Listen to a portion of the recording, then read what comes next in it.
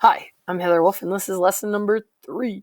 So I wanted to use the Google Slides, but really I played a lot with the Bitmoji extensions and just a lot of extensions. I downloaded a bunch up here.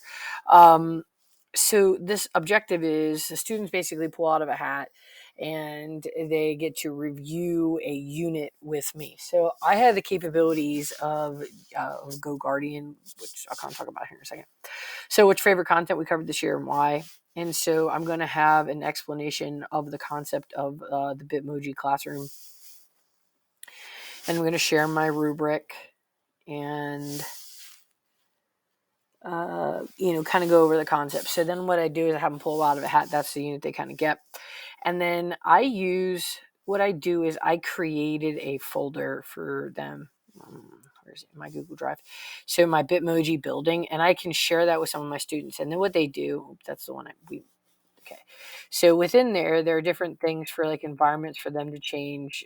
Some of the kids built, like they added some pieces to this, or they have to take the items and incorporate them or make them links or embed things.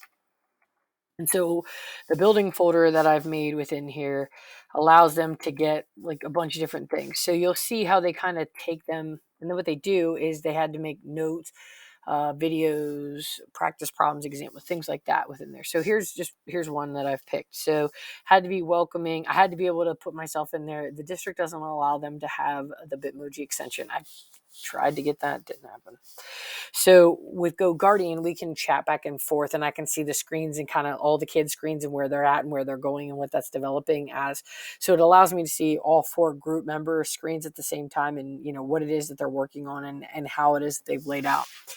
And so what they do is they've created notes for each one of these that they can then interact with. And then so here's a blank copy of the notes, and then here's the key, right? Here would be an extra example of a practice problem. And then here's the video of explaining the converse of parallel lines. You can kind of see that. And so anyway, what we then do together is if they send me a message and they say, hey, Mrs. Wolf, I finished my guy, let's work together and put the Bitmoji in it.